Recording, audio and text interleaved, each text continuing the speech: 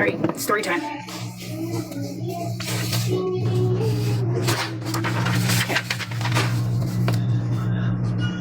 His dialogue is highlighted in yellow, and mine is highlighted in purple, and Eulogy's is highlighted in orange. He says, "You think I'm going to send you cash for that?" Because I let him know that we were stranded. I said, "You're just going to leave your daughter stranded." He said, "You left your daughter stranded. You did. You took her there. She had a loving home right here. A loving, perfect home. But it's too crazy for you. You'd rather have her on the streets. You want her on the streets. You want her on the streets." I said, "That's not me saying I want her on the streets. I came here because I need..." He cut me off. "I don't make myself homeless, Jessica. You do." I said, "Well, you have your parents. You have parents. I don't have parents." "Well, I wonder why, man. I wonder why. Maybe because you alienate people. I give you cash, and then you do something that I don't want you to do. Maybe it's because you do stuff like that. Maybe. Have you thought about that? Then what, you think I'm going to help you out of your situation again? I'm definitely not helping you." I said, "So you're just going to leave your child on the streets?" He's like, "You did." I was like, "With nowhere to go." He's like, "You're not putting that on me, lady. You did that. You did that with your own magic." I said, "I've also been on the phone trying to get resources. It's not like I'm doing nothing about our situation here, okay?" He said, "So you know what a proper parent does? A proper parent says, 'Hey, I'm in a sticky situation. Father of my child, can you watch our daughter while I figure it out?' That's a normal woman. Not, 'Hey, I'm going to a different province to find help for some stupid case.'" I said, "It's not a stupid case." He's like, "It's retarded, Jessica. That's what it is. It's not stupid. It's retarded." He's like, "What do you mean?" I was like, "Why are you talking to me like that?" He's like, "Because you have my daughter in a different province without my permission. I don't know why I have to spell it out for you." Eulogy says, "Why? Everyone has gone." He says, "You make choices thinking it's all good, and it's not. I didn't even want you to go to Calgary. Why did you think why did you think I'd be okay with you going to Ontario? I'm going to leave you. I'm leaving our daughter stranded." I was like, "Yes, you are." He's like, "That's rich. Coming from you, very rich coming from you. Listen, okay? I'm going to send you a little bit of cash so you're not fucking stranded tonight." His mom talks some sense into him in the background. He's like, "But I'm still reporting you." "Amber Alert," he said. I said, "Yeah, go ahead." He's like, "Yeah? How much fucking money do you need?" And then there was me just talking to the boys. I was like, "What did you guys get into?" "This is water and soap." Fantastic. I said, he's like, "I can't believe you thought that would be okay." I was like, he's like, "That's why I could almost fucking laugh at how stupid this is, buddy. You're fucking dumb."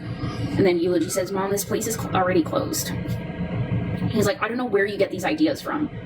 He's like, "I really don't know where you pull these ideas out from the sky and the clouds. I don't get you. Even looking at your face right now, you don't even look bothered. Like, your life is fucked right now." And I said, "You're just making assumptions. You've always made assumptions about me. You've always made fun of me being autistic." He's like, "Making assumptions? Why do you get kicked out? You didn't even live in that house for 2 weeks until you started having troubles." I said, "I had police activity literally the second day that I moved in. Is that my fault? Is that my fault? Because of what other people are doing to me on the internet. That's my fault." He was like, "Would there be any police activity without any of your input, like what you do? Like, if you did nothing, would you have police activity?" I was like, "I did nothing. That's the thing. The police came by, there was nothing wrong, and they left. If there was something wrong, the police would have done something." I said, "But that's, if there was something wrong, the police would have done something. And that's the thing. Just because people are trying to destroy my life, that doesn't mean that I've done anything to fucking deserve it, Piero." He's like, "Well, I don't know, man. You make it happen very quickly for yourself. And I don't know, you like have some special knack for it, because I live a quiet fucking life. I don't get why you have to deal with something every week. Every fucking week you're dealing with something. And then you dance in front of me, and then..." I cut him off and I said, "Okay, well, the only way to deal with it, to find a resolve, like an actual solution to the problem, is the legal route. That's the only route that I have. I can't call the police. The police aren't doing anything." He was like, "Good idea. Get the fuck off the internet." How about that? How about you just get the fuck off the internet? And I asked, and just what? Don't provide for the kids? He's like, yeah. He doesn't want me to have the ability to provide for the kids without him and his parents. He's like, yes, you'll have to figure out other ways to provide for yourself. You have the government. Like, what's the government paying you? Nothing, I said. He was like, you're getting nothing from the government. That's horseshit. Horseshit. I was like, I'm actually getting nothing from the government. He's like, you're getting nothing for having 3 kids? I was like, that's why I'm stranded. I get CCB and that's it. I'm not eligible for income support. He's like, and why is that? Like, because I was on it for too long. Because you were on it for too long. Like, it's only supposed to be a 6-month program. Well, how much money do you need, man? Go find a B&B and shit and then figure it out and call me. He's like, just send me 100. We'll be fine. He's like, I want to know you're going to a place first before you get money from me. I said, it's a hotel. It's already booked. He's like, well, I don't give a fuck. I want to see it. I want to see it with my eyes, and then I'll send you money. It's very controlling. He's like, I don't trust you, man. I don't trust you because you bullshit me all the time. That's a lie. I'm like, it's not bullshit. It's not lying. He was like, well, I know. So he's like, I know it's not bullshit. He knows it's not bullshit. But also, you decided not to say anything and go to Ontario, right? I was like, well, look at how you react to me. Do you blame me for being afraid? He was like, imagine if I did that. Imagine if I was like, hey, I'm having an emergency. I'm going to take my baby to Ontario to find help. And I was like, you're not her primary caregiver. That's different. He's like, oh, now I'm not. Okay. So it only matters to you because you're the primary caregiver, right?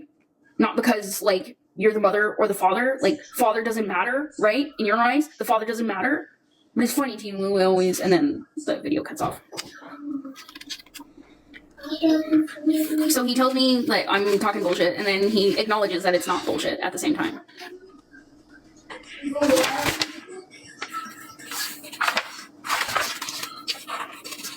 And then for me to be like, what, and just not provide for the kids? He's like, yeah. Is that speaking in her best interest? Is it in our daughter's best interest for me not to provide? Her being with me 91% of the time? It's selfish. It is.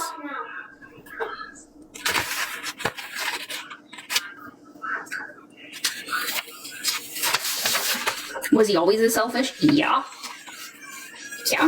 I mean, in the beginning, he had me fooled for like a month. But he couldn't keep the act up for longer than 1 month. He even started to slip before that 1 month was up. This was 3 days later. He says, you know what I mean? Like, I'm just trying to be fair with you. I'm trying to understand why you thought that would be okay with me. Like, if you had the means of coming back, you had the plane ticket, I'd be like, okay, cool.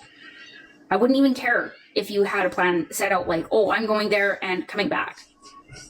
I already have the date set. I would have been like, okay, cool. But also, like, think about my financial position. Do you think I could afford the tickets, like, there and back all together at once? Not knowing, like, how long these court processes are going to take? Like, no, it's indefinite. But it's still of necessity because it's going to keep my family safe. So he can shut the fuck up anytime now. I was like, it was like that. You were there, you were asking me for money. I was like, I'm not asking you for money right now, am I? He was like, that's why I got upset. You made no plan. He was like, you went out there with no plan. That's illogical. I was like, you're just assuming that I didn't have a plan because the plan didn't work out. He was like, if you're asking me for money, I was like, I had a plan and the plan didn't work out. That happens sometimes, doesn't it?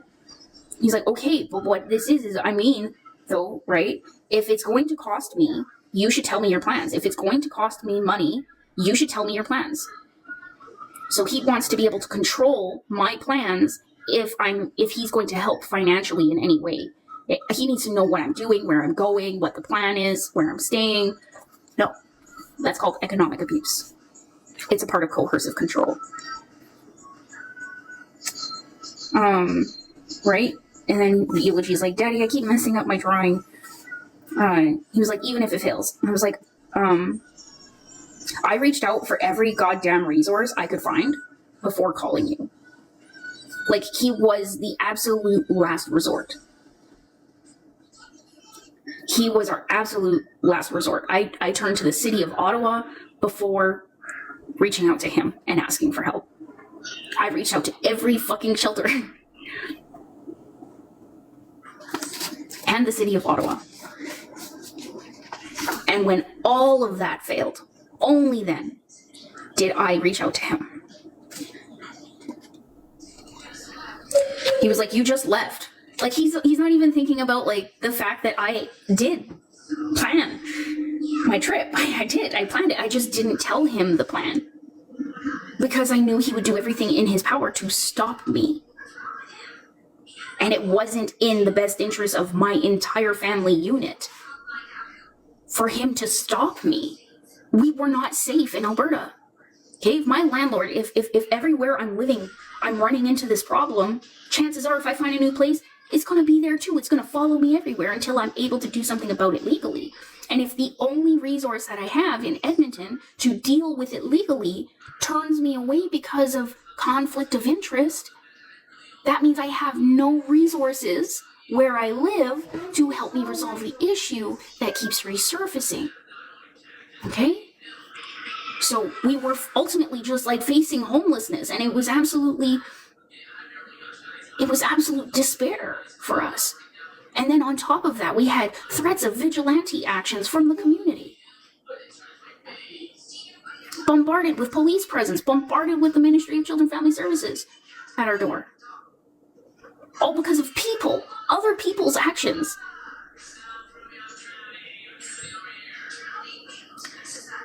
Right? And then on top of all of that, I received an email from my landlord saying that he was in contact with my ex-partner, you know, the one that tried to kill me in like 2022, who unsuccessfully strangulated me and forced me to carry Nigel. We were not safe. And every resource worker that I spoke to in Edmonton and area, they were like, you need to get the fuck out. You need to get the fuck out of there. You need to be very quiet about it, and you need to get the hell out of there.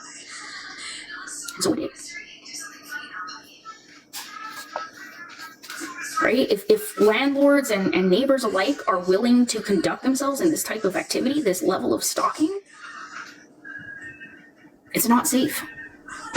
Especially when, you know, an attempted murderer is looking to finish the job. And these people are just so willing to help because they too have decided that they hate me just as much. Like, for what? I did nothing to these people.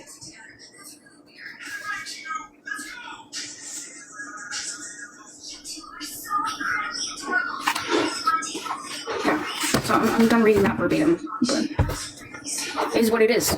I had to go. It wasn't safe. And Piero would have never agreed to let me leave, even if it meant keeping me safe. Because my safety doesn't matter. The safety of the kids doesn't matter.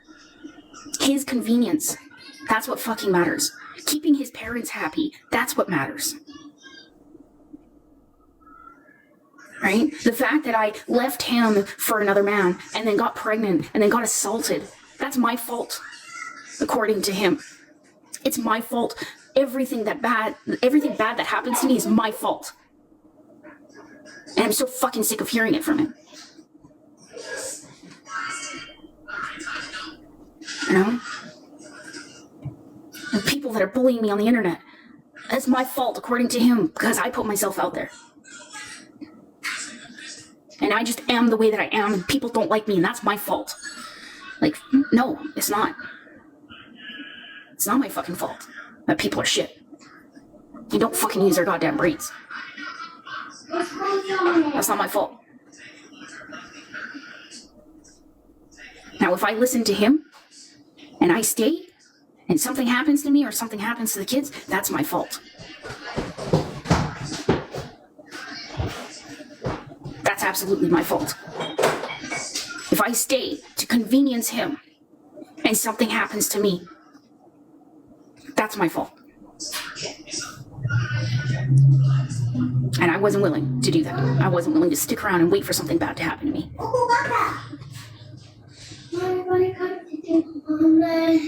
aim right now is to have me held in contempt to the court. He wants me to go to prison. Which means he wants my kids to go into foster care. He wants my daughter to never have any contact with me again.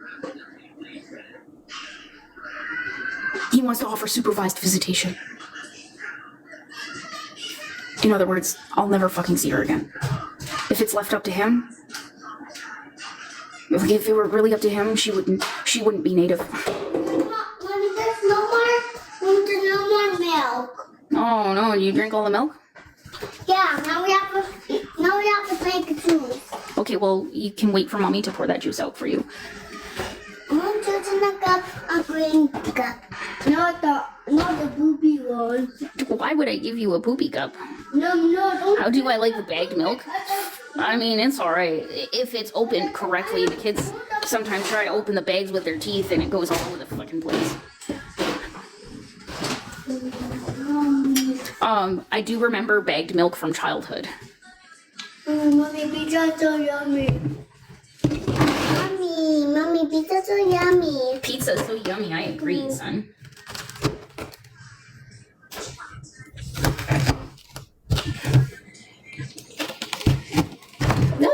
Mommy, pizza's so yummy. You gonna eat that? A big piece? Yeah. Yeah? Okay. Mommy's just gonna make big pieces because I guess that's just how they want to eat it.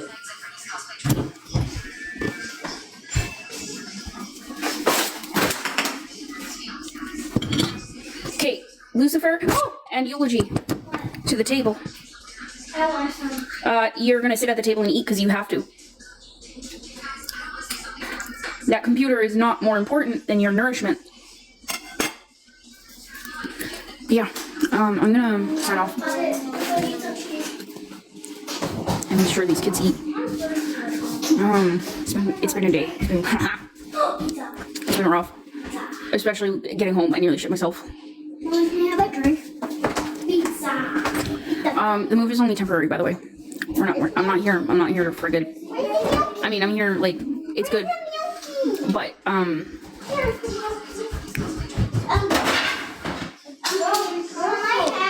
I'm only here temporarily while I deal with all this. It'll be a good vacation, and actually, like, it's benefiting the kids quite a bit. The kids are furthering their skills. So, yeah, I'm now kind of moving in silence. I only talk about the moves after they're already done. I won't say it just before I do it. But yeah, my battery's gonna die. Thanks for tuning in. I'm doing great. I had a rough day. It was really stressful. And I nearly shit myself. I'm glad I didn't. Thank you for the oldies. And the hot meat, thank you.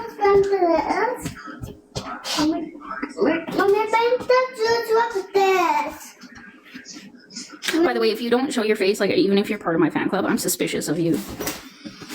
Like, automatically, very suspicious of you. Not used to seeing me in a different time zone. Yeah, I know. Whoa, whoa, whoa! Don't do that. But yeah, I'll catch up with you guys later. I'm gonna make sure these kids eat. Good night.